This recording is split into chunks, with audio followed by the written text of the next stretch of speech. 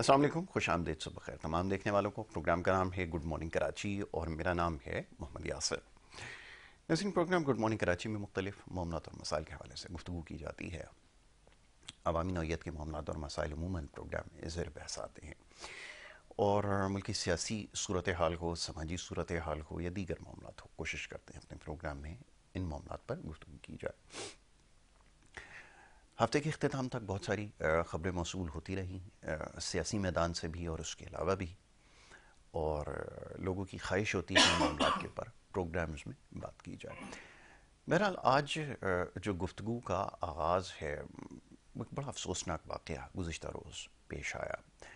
ہو سکتا ہے کہ بہت سارے لوگوں کے لیے کوئی اتنی بڑی خبر نہ ہو، تاہم اس کے باوجود ایک معاملہ بہت سنگین ہوتا چلا جا رہا ہے، اور وہی کہ شہر کراچی میں رہنے والے لوگ، پاکستان کے ویسے تو میں ہمیشہ یہ بات دہراتا ہوں کہ معاملات سارے ہی علاقوں کے زیادہ مختلف نہیں ہیں، تاہم اس شہر میں مسائل کا ایک انبار ہے، اور بہت سارے ایسے مسائل پائے جاتے ہیں جو شاید پاکستان کے دیگر علاقوں میں لوگوں کو اس کا سامنا نہ کرنا پڑتا ہو، جیسے پانی کا جو یہاں پہ قلت کا معاملہ اور مسئلہ ہے، اور اس کے علاوہ دیگر چند ایک معاملات ہیں۔ تو بہرحال اب جو کچھ شہر کے اندر ہو رہا ہے پریشان کن اور بہت ہی زیادہ تشویشناک صورتحال اب ہو چکی ہے۔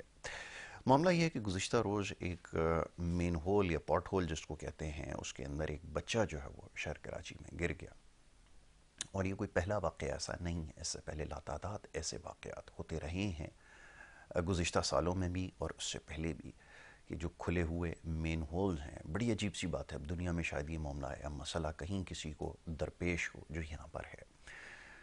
اس مین ہول میں بچہ کھیلتے ہوا گرا، اور اس کے بعد جو ہے اس کی تلاش کی گئی، اور اس کا افسوس، صد افسوس یہ کہ وہ جاں بر نہ ہو سکا، اور اس کے بعد جو ہے وہ بڑی دیر کے بعد گھنٹوں اس کی تلاش جاری رہی، اور اس کے بعد پھر اس کے جو ہے وہ برآمد ہوا بڑی دور سے جا کے۔ ایک بہت ہی تکلیف دہ خبر ہے، اور بدقسمتی یہ ہے کہ اس کے بعد بھی اس کے اوپر کیا ہونا چاہیے تھا، حکومت سے جب یہ سوال کیا جاتا ہے تو محض ذمہ داری ایک دوسرے پر ڈال دینے کے علاوہ اس سے زیادہ اور کچھ نہیں ہو سکا، اور یہی کچھ ہو رہا ہے، بیانات دیے جا رہے ہیں، ایک دوسرے کے اوپر الزامات لگائے جا رہے ہیں۔ سوال یہ پیدا ہوتا ہے کہ ان مسائل کو آخر کون حل کرے گا؟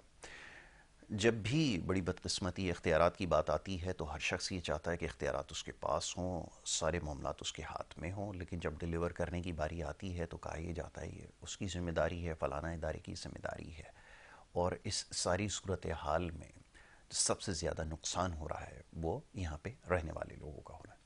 بہت سارے معاملات کے بارے میں جیسے میں نے کہا کہ لوگ نشاندہی کرتے ہیں امتحانات کے نتائج کے حوالے سے ہو، یہ بھی ایک بڑا عجیب سلسلہ ہے جو کچھ ہوا ہے انٹر بورڈ کے اندر سالہ سال یہاں پر جو کچھ ہو رہا ہے، کرپشن جس نوعیت کی ہو رہی ہے، کوئی اس کی اکاؤنٹیبلٹی نہیں ہے، اور اس کے بعد پھر یہ جو بلدیاتی مسائل ہیں، سڑکوں کی وجہ سے حادثات ہو رہے ہیں، جرائم کی وجہ سے لوگ اپنی جانوں سے جا رہے ہیں، اور اس کے ساتھ ساتھ اب مین ہولز کا بھی یہ سلسلہ، تو لوگ پھر کس کے پاس جائیں، کس سے سوال کریں؟ تو یہ ایک بڑا معاملہ ہے۔ اس کے علاوہ بھی جو دیگر مسائل ہیں وہ بھی سالہ سال چلے آ رہے ہیں، نئے سال کے آغاز سے ہی اس میں بھی اضافہ ہوتا چلا جا رہا ہے۔ تو بہرحال ان معاملات پر کوشش کرتے ہیں کہ گفتگو کریں۔ معزز مہمان اسٹوڈیوز میں تشریف رکھتے ہیں، ان کو سب سے پہلے خوش آمدید کہوں گا، اور اس کے بعد پھر گفتگو کا آغاز کیا جائے گا۔ سب سے پہلے معزز مہمان اکرم عادل صاحب ہیں، جنرل سیکرٹری مرکزی مسلم لیگ سندھ سے آپ کا تعلق ہے، ان کو میں خوش آمدید کہتا ہوں۔ بہت شکریہ جناب عادل بہت شکریہ یاسر صاحب، صاحب۔ آپ نے پروگرام میں ہمیں وقت دیا۔ ان کے ہمراہ تشریف فرمائیں انور خورشید صاحب، تجزیہ کار کی حیثیت سے یہاں پہ تشریف فرمائیں، ان سے تمام معاملات پر گفتگو کی جائے گی، ان کو بھی میں خوش آمدید کروں۔ بہت شکریہ انور بھائی پروگرام میں ہمیں وقت دینے کے لیے۔ اچھا جی، سب سے پہلے اکرم عادل صاحب آپ کی طرف آؤں گا۔ صورتحال آپ کے سامنے ہے، آپ کی جماعت مختلف حوالوں سے کام کر رہی ہے، میرے خیال میں آپ کو ایک فورس ایسی بھی ترتیب دینا ہوگی جو ریسکیو کرے لوگ یا بچے جو گٹروں میں گر رہے ہیں، یا اس طرح کے جو معاملات آ رہے ہیں۔ کیسا لگتا ہے یہ؟ سیلاب کے حوالوں سے آپ نے کام کیا، مختلف قدرتی آفات میں کام کر رہے ہیں، لیکن یہ جو روزانہ کی بنیاد پر آفات آ رہی ہیں، کس کی ذمہ داری ہے آخر؟ کون اس کی ذمہ داری لے گا، اور کیسے ان مسائل کا حل نکالا جائے؟ ذرا یہ تو فرمائیے جی۔ سب سے پہلے تو یاسر صاحب آپ کا شکریہ کہ آپ نے پاکستان مرکزی مسلم لیگ کے ایک نمائندے کی حیثیت سے مجھے یہاں پر مدعو کیا، اور ابھی جیسے آپ نے تذکرہ کیا ہے کل ہونے والے ایک واقعہ کا کہ جس میں ایک قیمتی جان بچی کی جو ہے وہ ضائع ہوئی گٹر میں گر کر، تو ہم تو یہ صرف صوبہ سندھ کی نہیں بلکہ پورے پاکستان کی بات کرتے ہیں کہ آپ دیکھیں کہ اقتدار جو ہے وہ پاکستان کا خصوصاً صوبہ سندھ میں جو سب سے زیادہ اقتدار رہا وہ پاکستان پیپلز پارٹی کے پاس رہا. اگر ہم دیکھیں تو ایوان صدر کی جو کرسیوں پر براجمان رہے وہ 5 مرتبہ پاکستان پیپلز پارٹی کے رہنما رہے. ایوان وزیر اعظم کی کرسی پر 5 مرتبہ جو براجمان رہے وہ پاکستان پیپلز پارٹی کے رہنما رہے. 11 مرتبہ سندھ کے جو وزیر اعلیٰ رہے وہ پاکستان پیپلز پارٹی کے رہنما رہے. تو اس کے باوجود اگر یہ سندھ کو ڈیلیور کچھ نہیں کر پا رہے تو اس کا واضح مطلب ہے کہ ان کی اپنی نااہلی ہے. آپ نے یقیناً سنا ہوگا ان کے رہنماؤں کی زبان سے کہ جب بھی ان سے بات کی جائے، سوالات کیے جائیں تو یہ رونا روتے ہیں کہ جناب وفاق ہمارے ساتھ زیادتی کر رہا ہے، وفاق ہمیں کچھ ڈیلیور نہیں کر رہا. جبکہ صورتحال اس کے برعکس ہے. جیسے میں نے آپ کو بتایا کہ 5 مرتبہ ایوان صدر اور ایوان وزیر اعظم میں براجمان رہنے کے باوجود یہ سندھ کے حوالے سے ابھی تک کوئی ایسی پالیسی واضح نہیں کر چکے، نہیں بنا سکے، سندھ کے عوام کو ایسا ریلیف نہیں دے سکے کہ جو اتنے طویل عرصے میں رہنے والی جماعت کو چاہیے تھا کہ اقتدار کے ساتھ ساتھ عوام کو بھی کچھ ڈیلیور کرتے، لیکن وہ اس میں بری طرح ناکام رہے. اس کا مطلب ہے کہ یہ جماعت جو ہے یقیناً جو عوام کے بنیادی حقوق ہیں ان میں دلچسپی کے بجائے زیادہ کرپشن پر، اقربا پروری پر اور عوام کے استحصال پر شاید جو ہے وہ اپنا کام کر رہی ہے. تو میں تو یہ ذاتی طور پہ یہ سمجھتا ہوں. تو ہونا تو یہ چاہیے تھا کہ اتنا طویل عرصے تک اقتدار میں رہنے پر ان کو سندھ کی خوشحالی کے لیے، سندھ کی ترقی کے لیے، سندھ کے عوام کی صورتحال جو بد سے بدتر ہوتی جا رہی ہے اس کی بہتری کے لیے کوئی ایسے بہتر اقدامات کرنے ہوتے کہ جو سندھ کے عوام کو ایک بہتر اور روشن مستقبل کی جانب لے کر جاتے ہیں. لیکن افسوس کی بات ہے کہ یہ اس طرح کا کچھ بھی ڈیلیور نہیں کر سکے. خصوصاً ہم صوبہ سندھ میں اگر کراچی کی بات کریں، جیسے ابھی ہم کراچی کا تذکرہ کر رہے تھے، تو ایک وقت ہوتا تھا کہ کراچی کو روشنیوں کا شہر کہا جاتا تھا. لیکن اب دیکھا جائے تو کراچی ایسا لگتا ہے کہ جیسے کوئی اندھیروں میں ڈوبا ہوا ایک شہر ہے. اور بے روزگاری، اقربا پروری، بھتہ خوری، زمینوں پر قبضہ، تمام اداروں میں کرپشن عروج پر، یہ سب جو کچھ ہو رہا ہے آپ دیکھ لیں کہ پیپلز پارٹی کی اپنی موجودگی میں، کہ جب وہ وزارت اعلیٰ میں موجود ہے مسلسل 11ویں مرتبہ، اس کے باوجود اس کا خاتمہ نہیں ہوا اور یہ مسلسل یہی دور ایک جو ہے وہ اقربا پروری کا، کرپشن کا، بھتہ خوری کا وغیرہ وغیرہ کا ایک عرصے سے چل رہا ہے. تو میں تو یہی کہوں گا کہ ہمیں اس تمام صورتحال کو دیکھتے ہوئے چاہیے کہ پاکستان کی سیاسی تاریخ پر نظر ڈالیں تو 3-4 جو جماعتیں ہیں وہ ہمیشہ اقتدار میں رہی ہیں. اور یہ صرف صوبہ سندھ کی صورتحال نہیں ہے بلکہ دیگر صوبوں کی بھی ہے، لیکن آپ نے ظاہر ہے صوبہ سندھ کے حوالے سے مجھے مدعو کیا ہے تو میں صوبہ سندھ پر ہی بات کروں گا. تو اس سارے عرصے میں حکمرانوں کی جو ذمہ داری بنتی تھی وہ انہوں نے پوری نہیں کی. اس وقت عوام کو ضرورت ہے ایک ایسی نئی سیاسی جماعت کی کہ جو اس کے منشور میں کم از کم اس کا پہلا جو پوائنٹ ہو وہ یہ ہو کہ اس نے عوام کو کچھ ڈیلیور کرنا ہے، عوام کی اور اپنے جو شہروں کی، صوبوں کی صورتحال، قصبوں کی، دیہاتوں کی وہ بہتر کرنی ہے. پاکستان مرکزی مسلم لیگ کو اگر آپ دیکھیں تو میدان سیاست میں تو وہ تقریباً گزشتہ 7-8 سالوں سے اپنے خدمات انجام دے رہی ہے. لیکن اگر اس کا عملی طور پر پاکستان کی خدمت کے حوالے سے ہم جائزہ لیں تو گزشتہ 3 دہائیوں سے یہ عوام کی خدمت کر رہی ہے. ملک میں کسی بھی قسم کی ناگہانی صورتحال ہو، چاہے وہ سیلاب ہو، زلزلہ ہو یا ایسے حالات ہوں کہ جس میں عوام پریشانی کے حالات سے گزر رہی ہو، تو اس میں پاکستان مرکزی مسلم لیگ کے جو آج رضاکار ہیں وہ آپ کو عرصہ دراز سے اس طرح کے فلاحی کام کرتے ہوئے نظر آئیں گے. اچھا، ان فلاحی کاموں کا دائرہ صرف یہاں تک ہی محدود نہیں ہے بلکہ عوام کو، جیسے ابھی سردیوں کا موسم چل رہا ہے، آپ نے دیکھا کہ اس میں اگر آپ دیکھیں تو پورے پاکستان میں جہاں جہاں بھی ہمارے لوگ موجود ہیں، اور الحمدللہ پورے پاکستان میں ہمارے لوگ موجود ہیں، اور اس میں ابھی جو حالیہ سردیاں چل رہی ہے اس میں ایسے غریب لوگ کہ جن کے پاس پہننے کے لیے گرم کپڑے نہیں ہیں ان کو گرم کپڑے پرووائڈ کر رہے ہیں. بقرعید کا سیزن ہوتا ہے تو ایک بڑی تعداد میں جو گوشت ہے وہ غریبوں کے گھر تک پہنچاتے ہیں. اسی طرح سے جہاں پر کوئی ایسا خاندان ہوتا ہے کہ جس کی مالی اعانت کی کرنا ضروری ہوتی ہے تو ہمارے بھائی جا کر ان کی بھی مدد کر رہے ہیں.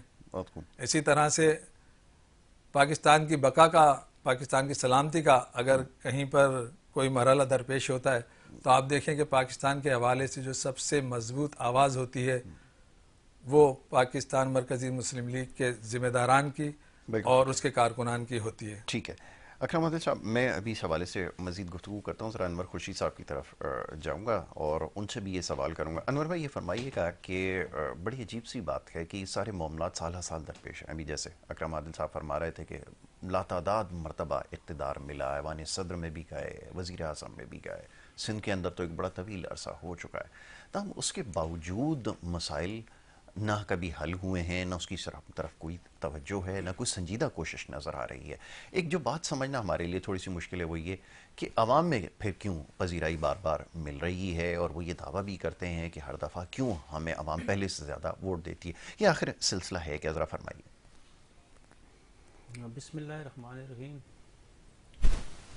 جہاں تک سندھ حکومت کی بات ہے، آپ کہتے ہیں کہ ان کو پذیرائی کیوں مل رہی ہے اور ان کو ووٹ کیوں مل رہے ہیں، جبکہ کام اس طرح کے نہیں اور کتنے سالوں سے یہ میں چوتھی دفعہ شاید یہ چل رہا ہے معاملہ ان کا سندھ میں خاص طور پر.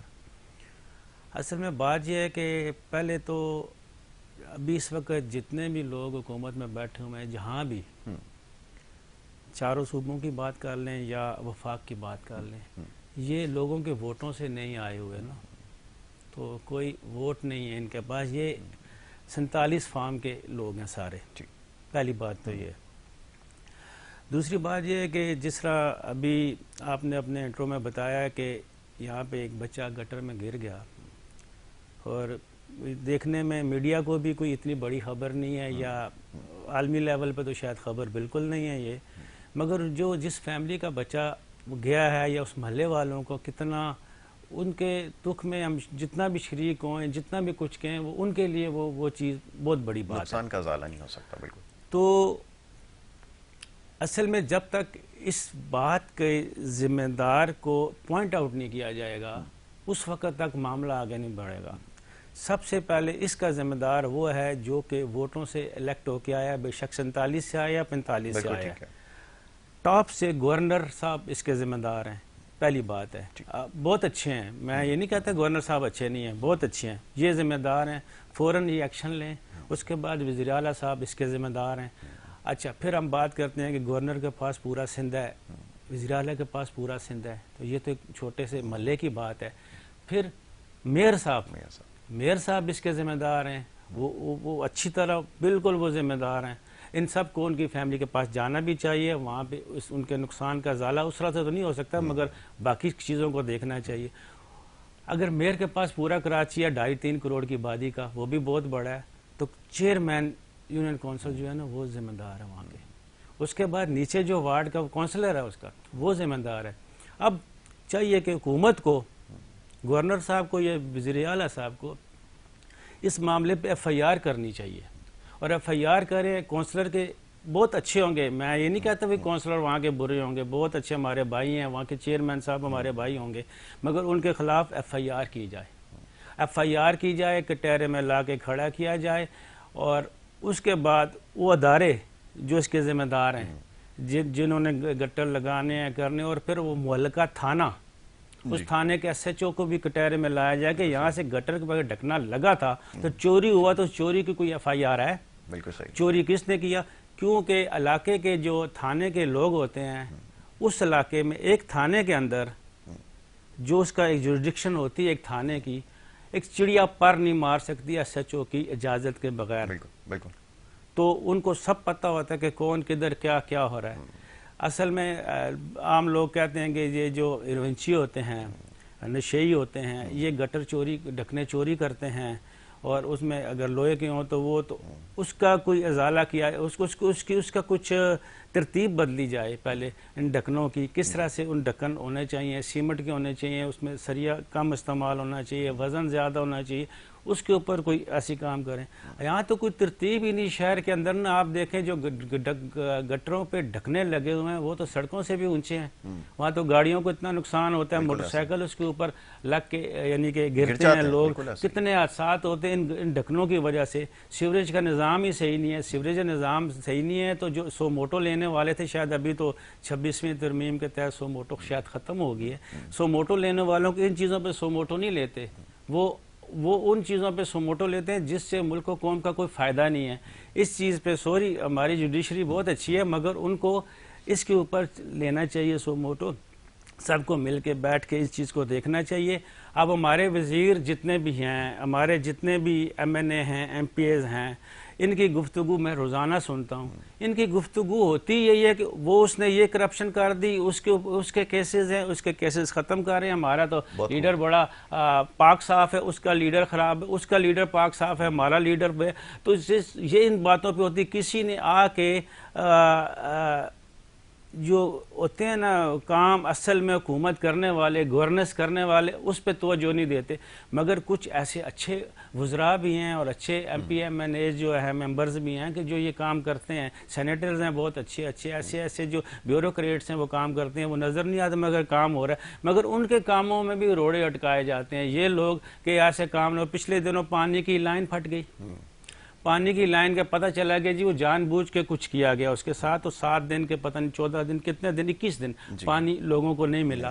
ابھی کل پرسوں مجھے پھر پتہ چلا کہ 84 انچ کی ایک اور پائپ لائن تھی, پتہ نہیں ان کے کیا نام ہے, کچھ 1 2 3 کر کے, وہ K4 والے نہیں, وہ دوسرے K4 کو دیکھ لیں. اچھا K4 پہ آ جائیں.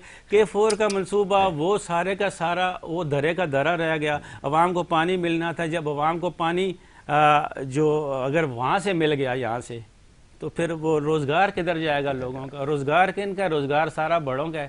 اور بڑوں کے روزگار اس وقت تک ختم نہیں ہوتا جب تک بڑے بیٹھے ہوئے ان عہدوں پہ, اور یہ بیٹھے رہیں گے اور یہ معاملہ ایسے ہی چلتا رہ گیا تو اس کا کوئی پوچھنے والا نہیں ہے. ابھی گورنر سندھ کو میں دیکھتا ہوں بڑے وہ معاملات میں اچھے کام کرتے ہیں, اچھی باتیں کرتے ہیں. کل بھی انہوں نے کوئی بات کی تھی اچھی, آ کے عوام کے بھلائی کے بارے میں.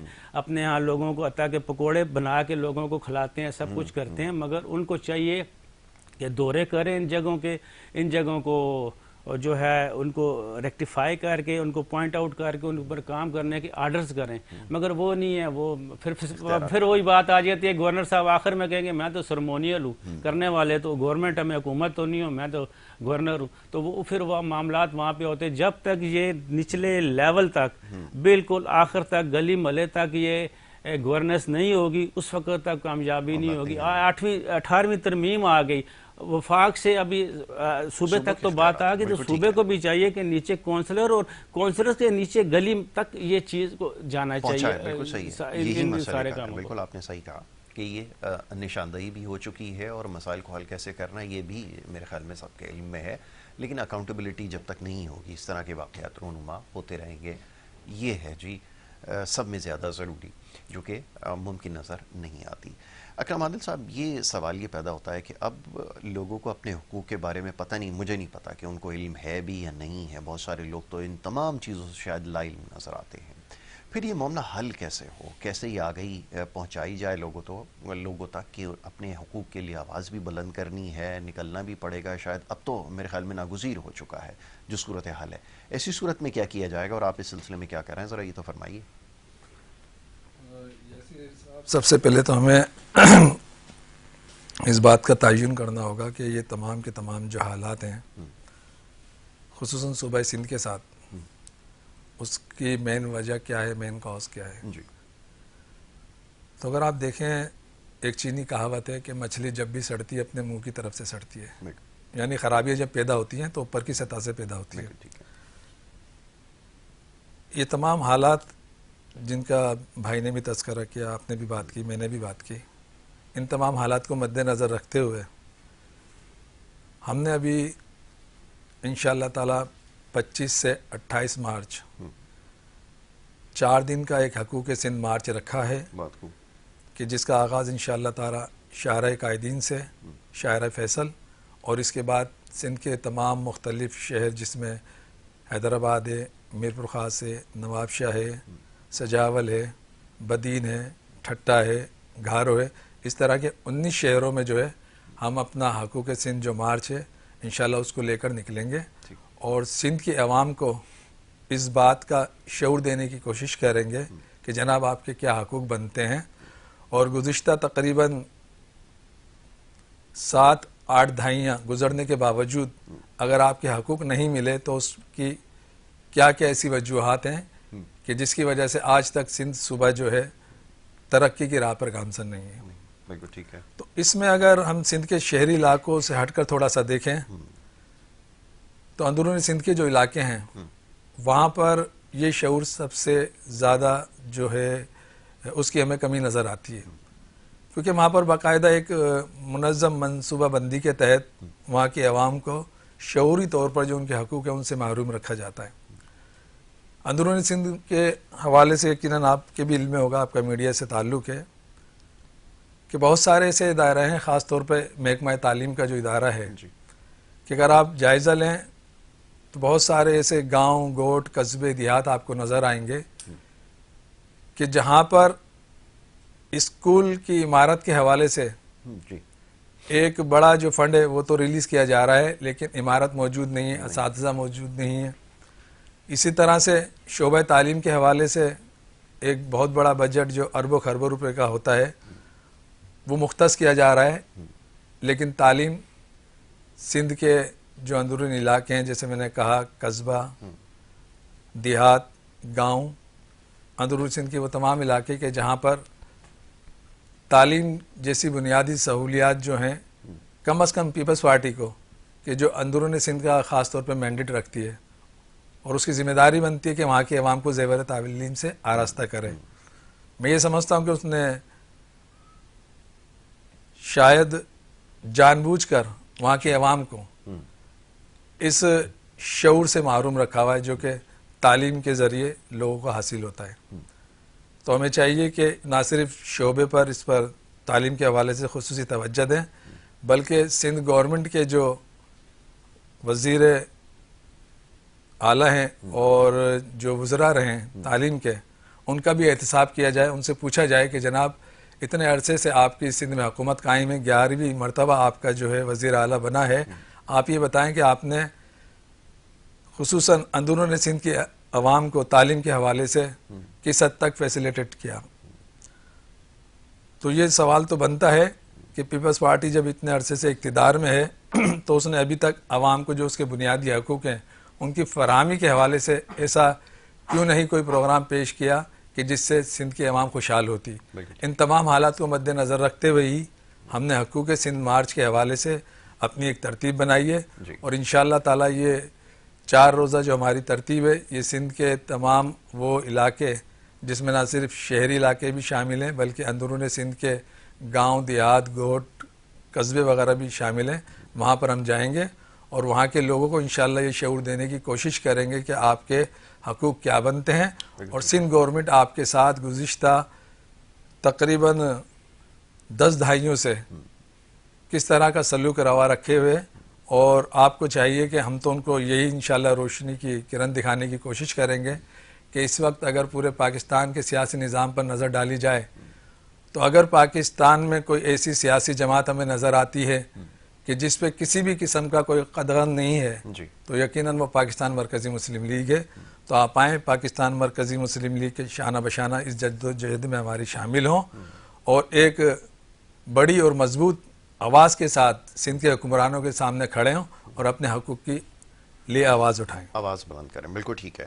انور بھائی یہ فرمائیے گا ابھی تعلیم کا یہاں پہ تذکرہ ہو رہا تھا، ابھی شکایات کا انبار لگا ہوا ہے، خاص طور پہ انٹر کے جو امتحانات ہوئے اس کے جو نتائج کا اعلان ہوا، محسوس ہوتا ہے کہ یہ سب کچھ جو کیا جا رہا ہے یہ بڑی سوچی سمجھی سازش کے تحت میں لفظ سازش کا استعمال کر رہا ہوں، اب تو لفظ نہ چاہتے ہوئے یہ استعمال کرنا پڑتا ہے کہ جو کچھ ہو رہا ہے، ورنہ تو ہونا یہ چاہیے کہ اگر ایک بچے کا بھی اگر نتیجہ غلط آ جائے تو اس کی فوراً سے اکاؤنٹیبلٹی ہونی چاہیے، کوئی باز پرس ہو، کوئی سوال کیا جائے چیئرمین سے، ان سے پوچھا جائے کہ آخر ہوا کیا ہے۔ یہاں تو آپ نے پورا کا پورا نظامی ہلا کر رکھ دیا اور ایسے ایسے بچوں کو فیل کیا۔ میں دیکھ رہا تھا، میرے پاس تو شکایت لوگوں نے بھیجی ہے جو 80-90% نمبر لے کر آئے ہیں، انٹر کے امتحانات دینے کے لیے بیٹھے ہیں، آپ نے ان کو فیل کر دیا۔ یہ آخر ہو کیا رہا ہے؟ یہ کیا کرنے کی کوشش کی جا رہی ہے؟ کچھ سمجھ میں آتی ہے بات؟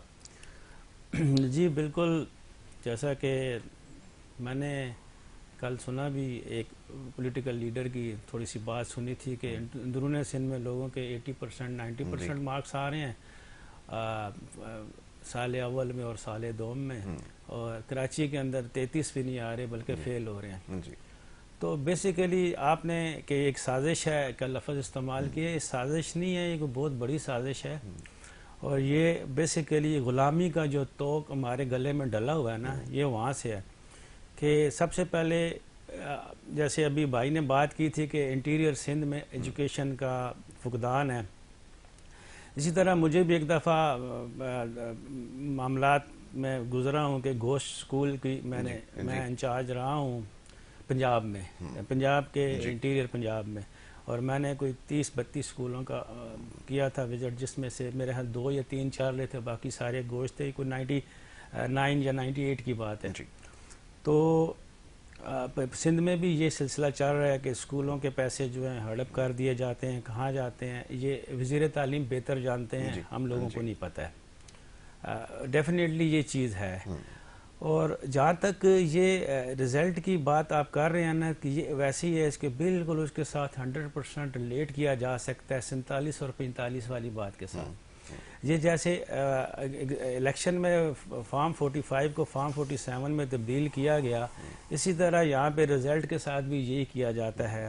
ابھی میری بہت ساری انٹریکشن ہوئی ہے انٹیریئر سندھ کے اسٹوڈنٹس کے ساتھ جو ریسنٹلی پاس آؤٹ ہوتے تھے میٹرک سے یا انٹر سے، تو وہ انٹرویوز کے لیے آتے تھے، تو ان کو الف بے کا نہیں پتہ ہوتا تھا بنسبت کراچی کے شہری۔ بے شک کراچی کے اندر بھی سندھی بستے ہیں، کراچی کے اندر جو سندھی بستے ہیں پڑھے لکھے ہیں، اور یعنی کہ پڑھے لکھے سے مراد یہ ہے کہ وہ شعور، اس کا ایجوکیشن کا جو شعور ہوتا ہے، وٹ ٹو ٹاک اباؤٹ، جہاں پہ مہاجر ہیں اور پورے پاکستان کی جتنی کمیونٹیز ہیں، ہزارہ وال ہیں، ہزارے ہیں، پٹھان ہیں، اغوانی ہیں، پتہ نہیں کیا کیا، بنگالی ہیں، برمی ہیں، پنجابی ہیں، سرائکی ہیں، سب ہیں اس میں، تو بلوچ ہے، تو جو بھی ہیں وہ پڑھے لکھے ہیں، صحیح والے بنسبت انٹیریئر سندھ کے، کیونکہ وہاں پہ اسکولوں کا مسئلہ یہ ہے کہ اسکولوں کا لیول ہی صحیح نہیں ہے، بیچ میں اچھے بھی ہیں، بہت بہتر بھی ہیں، حکومت کچھ کرتی بھی ہے، یہ نہیں کہ حکومت بالکل کچھ نہیں کرتی بھی ہے، مگر وہ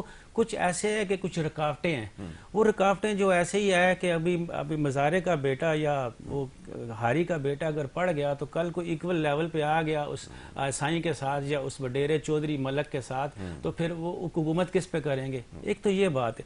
دوسرا لگتا ہے ایسے کہ کوئی ایسی بیرونی قوتیں ہیں، میری بات کوئی مانے گا نہیں ویسے، کچھ بیرونی قوتیں ہیں وہ چاہتی ہیں کہ یہ پاکستان اگر ترقی کر گیا تو ترقی صرف اور صرف شعور سے آئے گی، اور شعور صرف تعلیم سے آئے گا۔ پاکستان اگر ترقی کر گیا تو وہ ہمارے لیول پہ آ جائے گا، ہم جا کے ویسٹ کے کسی ملک کے لیول پہ پہنچ جاتے ہیں۔ ایٹمی قوت تو ہم ہیں بالکل صحیح، پہلے سے ایٹمی قوت ویسٹ کے بڑے ملک ہیں جو نہیں ہیں، ٹھیک ہے نا، بڑے ایسے ملک ہیں، ترقی یافتہ ملک ہیں، پڑھے لکھے ملک ہیں جو کہ جن کے پاس ایٹم نہیں ہے۔ اب ہم ایک نیوکلیر پاور ہیں، نیوکلیر پاور بھی ہیں، اور ہماری جو فوج ہے دنیا کی مانی ہوئی فوجوں میں سے چند ایک میں سے 4-5 میں سے وہ ہے۔ ہمارے پاس دریا ہیں جو کئی ملکوں میں نہیں ہیں، ہمارے پاس سمندر ہے جو کئی ملکوں میں، ہمارے پاس پہاڑ ہیں، ہمارے پاس سارے موسم ہیں۔ ایک ہمارے پولیٹیکل لیڈر تھے جنہوں نے کہا تھا ہمارے 12 موسم ہیں، واقعی 12 موسم ہیں، ہر مہینے ہمارا موسم چینج ہوتا ہے، ٹھیک ہے۔ تو ہمارے پاس کیا نہیں ہے؟ ہمارے پاس گندم ہے، چاول ہے، ہمارے پاس ہر قسم کی سبزی ہے، ہر قسم کا پھل ہے، ہمارے پاس انڈسٹری ہے، مگر اس کی بجلی کو وہی وہی طاقتیں ہماری انڈسٹری کی بجلی کو پیچھے پڑی ہوئی ہیں, وہی طاقتیں جو ہماری انڈسٹری اور زراعت کی گیس کو پیچھے پڑی ہوئی ہیں. ابھی ہمارے پاس اتنی گیس ہے کہ ہم دنیا کو بیچ سکتے ہیں, ہمارے پاس اتنی بجلی ہے کہ ہم دوسرے ملکوں کو اس کو ایکسپورٹ کر سکتے ہیں, مگر اپنے لیے نہیں ہے. ہر جگہ لوڈ شیڈنگ وغیرہ ہو رہی ہے, اس لیے کہ ان کو دبا کے رکھو کہ یہ لوگ, جیسے بھائی نے کہا تھا کہ ہم مارچ کریں گے 25 تاریخ کو شارع قائدین پہ اس حقوق سندھ کے بارے میں, یہ لوگ مارچ نہ کر سکیں, یہ لوگ بات نہ کر سکیں, کیونکہ یار تو چھوڑ مارچ کے لیے ہمیں لے کے جا رہے, پہلے ہماری بجلی تو آئے نا, ہماری گیس تو آئے, تو وہ ہر وقت وہ گیس اور بجلی کے پیچھے لگے رہے. اور اب یہ احتجاج کرنے جا رہے ہیں جو ابھی اپنا شارع قائدین پہ, ان کو پتہ کیسے احتجاج کرنا چاہیے, کیسے بس یہ گھر میں بیٹھ کے کریں, کیا ضرورت ہے ان کو وہاں جانے کی, کیونکہ ہمارے پرائم منسٹر نے یہ کہہ دیا ہے کہ احتجاج کرنے کا اب یہی طریقہ ہے, جب بھی ہو بس اس طرح سے آپ احتجاج کریں. یہ تو بات میں تو پوچھنے لگا تھا, انہوں نے تو نشاندہی آواز بھی نکال کے دکھا دی اور طریقہ کار یہ بتایا گیا کہ یہ احتجاج کا ہے. اگلے دن میں دیکھ رہا تھا وہ لاری اڈے پہ کھڑے تھے, وہ بھی اسی طرح آوازیں نکال رہے تھے. پہلے تو نہیں سمجھ میں آئی, لیکن بعد میں پتہ چلا کہ یہ طریقہ جو آپ نے بتایا, اب یہ کیا یہی طریقہ اختیار کریں گے؟ نہیں جناب, الحمدللہ ہم ایک باشعور قوم سے تعلق رکھتے ہیں, اور یہ جس فرد نے بھی کہا, آپ بھی بہتر جانتے ہیں, او والا کہ بھئی احتجاج کا یہ طریقہ ہوتا ہے. مہذب جو قومیں ہوتی ہیں, مہذب جو قومیں ہوتی ہیں وہ اپنے مطالبات پیش کرتی ہیں, اور اس کے ساتھ ساتھ پھر وہ باقاعدہ طور پر ان حقائق کا ذکر کرتی ہے کہ جن کی وجہ سے مسائل پیدا ہو رہے ہیں. تو جیسے میں نے بتایا کہ ہم یہ جو مارچ کرنے جا رہے ہیں, انشاءاللہ تعالیٰ اس سے نہ صرف سندھ کے عوام کو ہم شعور دیں گے, بلکہ ان کو وہ طریقہ کار بھی بتائیں گے. اور وہ طریقہ کار وہ یہی ہے کہ ملک کے آج تک جتنے بھی انتخابات ہوئے ہیں, سب سے پہلے تو آپ دیکھیں کہ تقریباً ہر وہ فرد, ہر وہ شہری پاکستان کا درد رکھتا ہے, ان انتخابات پر اکثر سوالیہ نشان بناتا ہوا نظر آتا ہے ہمیں, اور اٹھاتا ہوا نظر آتا ہے. تو ہمیں سب سے پہلے تو اپنے جو انتخابی سیاست ہے اس کو صاف اور شفاف بنانا ہوگا, تاکہ باقاعدہ طور پر اسمبلیوں میں وہ لوگ پہنچے, ایوانوں کی زینت بنے کہ جو عوام کی باقاعدہ طور پر منتخب کیے ہوئے نمائندے ہوں. پاکستان کی پوری ہسٹری پر اگر ہم نظر ڈالیں تو ہمیں معلوم ہوگا کہ میں نے سابق ایم پی بھی رہ چکا ہوں میں صوبہ سندھ سے, تو میں نے ایسے ایسے علاقے دیکھے ہیں. میں آپ کو ذکر کرنا چاہوں گا, ایک علاقہ تھا میلسی, وہاں میں ایک اپنا ایونٹ تھا, اس کے حوالے سے گیا, تو ایک کافی بڑا میدان تھا, اور اس میدان میں کافی مرد, خواتین اور بچے وغیرہ جمع تھے. تو میں نے وہاں کے مقامی لوگوں سے پوچھا, میں نے بھائی یہ جو اتنا بڑا میدان ہے, اس میں یہ اتنے سارے لوگ ہیں, ایسا لگتا ہے کہ پورے کے پورے خاندان یہاں پر آئے ہوئے ہیں, تو کس وجہ سے آئے ہوئے ہیں؟ تو انہوں نے بتایا کہ اکرم صاحب معاملہ یہ ہے کہ یہاں پر ضمنی الیکشن ہونے جا رہا ہے, اور یہاں کا جو مقامی امیدوار ہے صوبہ اسمبلی کا, اس نے ان تمام کے تمام جو گاؤں, گوٹھ, قصبے, دیہات کے آس پاس کے لوگ ہیں, ان کو یہاں اکٹھا کیا ہوا گزشتہ 2-3 دن سے, اور یہ تمام کے تمام لوگ ہیں غریب. ان کو یہاں پر یہ 2-3 دن رکھیں گے, اور ان کو کھانا پیش کریں گے, اور اس کے بعد ان کو کہیں گے کہ بھائی جناب آپ جائیں اور سائیں کو ووٹ دے کر آ جائیں. بالکل ٹھیک ہے, ٹھیک ہے. ایک تو یہ, اور دوسرا پھر یہ بھی ہمیں اور آپ کے علم ہے کہ کس طرح سے وڈیروں کی, جاگیرداروں کی اتاقوں میں بیٹھ کر فیصلے کیے جاتے ہیں. تو ہمیں اس سسٹم کو تبدیل کرنا ہوگا, اور یہ سسٹم اسی وقت تبدیل ہو سکتا ہے کہ, پھر ایک مرتبہ بات دہراؤں گا, کہ پاکستان کو جو ہے مخلص قیادت میں اثر آ جائے. میں زیادہ پیچھے کی بات نہیں کرتا, لیکن کم از کم میں اپنے جماعت کی 30 سالہ خدمات ہیں پاکستان کے حوالے سے, وہ ضرور پیش کرنا چاہوں گا. اور آپ کو معلوم ہے کہ ہم وہ واحد جماعت ہے کہ جس پر ہمیں, پھر میں دہراؤں گا, کہ کسی قسم کا کوئی کرپشن کا, اقربہ پروری کا, یہاں تک کہ کوئی یہ بھی نہیں کہہ سکتا کہ جناب یہ صرف ایک خاص کسی مکتبہ فکر کے حوالے سے نمائندگی کرتے ہیں یا ان کے لیے خدمات انجام دیتے ہیں. ہم وہ لوگ ہیں کہ جو پورے پاکستان میں بسنے والی قوم کی بلا رنگ و نسل و تفریق کے خدمات کرتے رہے ہیں, اور انشاءاللہ کرتے جائیں گے, چاہے ہم اقتدار میں آج ہوں یا نہ ہوں. لیکن میں امید رکھتا ہوں کہ انشاءاللہ تعالیٰ کل ہم اقتدار میں بھی ہوئے تو انشاءاللہ ہم اس مثال کو جو ہے وہ زندہ کرنے کی کوشش کریں گے, جو حضرت سیدنا عمر فاروق رضی اللہ تعالیٰ عنہ کے دور کے ہم اکثر اپنے پروگراموں میں اور ہماری مساجد میں ہمارے جو ایک حلقہ احباب میں جس کا ذکر کیا جاتا ہے، آپ کے سامنے بھی ہوتا ہے، بھائی کے سامنے بھی ہوتا ہے، ہمارے سامنے بھی ہوتا ہے، کہ وہ اس طرح سے حکمرانی کو دوڑتا تھا کہ آپ اپنے دور حکمرانی میں خود باہر نکلتے تھے. کئی مربع میل کے آپ مالک ہونے کے باوجود سڑکوں پر راتوں میں نکلتے تھے اور جا کر دیکھتے تھے کہ کوئی ایسا گھر تو نہیں ہے جہاں پر کہیں کوئی بھوکا سو رہا ہو. الحمدللہ کہ ہماری جماعت سے وابستہ افراد جو ہیں وہ لوگ یہ جذبہ رکھتے ہیں. جیسے میں نے آپ سے ذکر کیا کہ قربانی کی جب یہ وہ آتا ہے دن آتا ہے، ان دنوں میں غریبوں تک ہم گوشت بھی پہنچاتے ہیں، سردیاں ہو گئی اس میں گرم لیاف کمبل وغیرہ بھی پہنچاتے ہیں.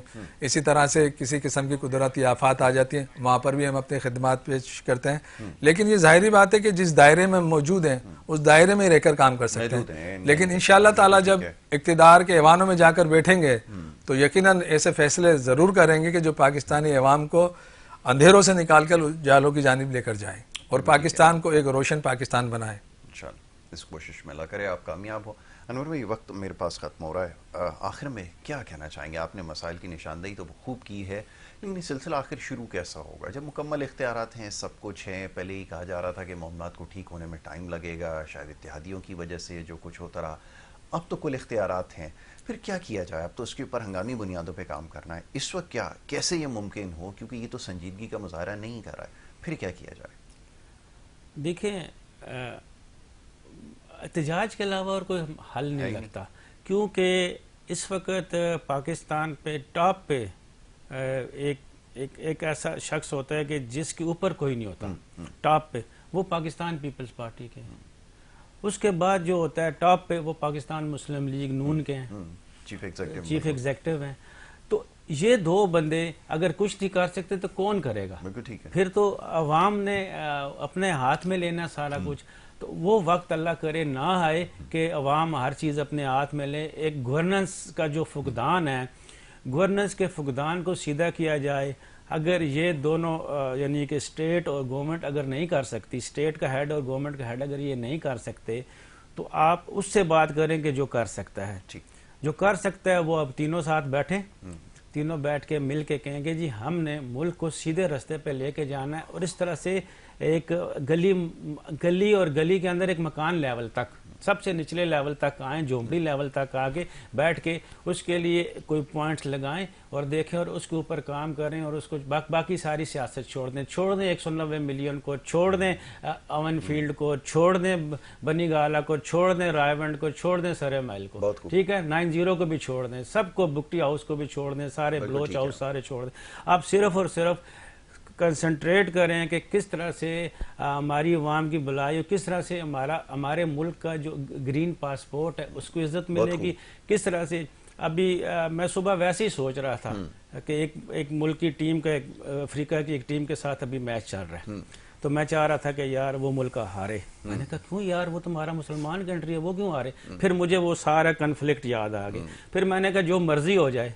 پھر مجھے تھوڑا سا آیا کہ حکومت چینج ہوئی تھی، شاید ان کی کرکٹ ٹیم ختم ہو جائے، پھر وہ نہیں ہوئی، ابھی بھی چل رہی ہے. پھر میں نے کہا ان کے اوپر تو آئی سی سی کا ہاتھ ہے.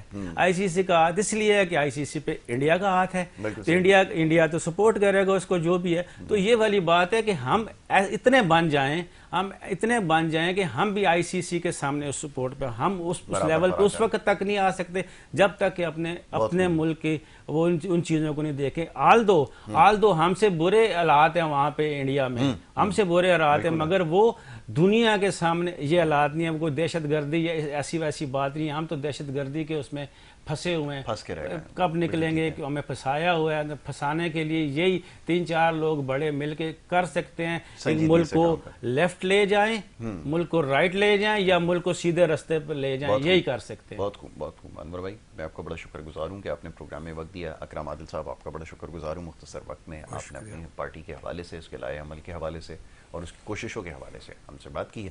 وقت ہو رہا ہے بریک کا، بریک کے بعد دوسرے سیگمنٹ کی طرف بڑھ جائیں گے. آپ دیکھتے رہیے پروگرام گڈ مارننگ کراچی.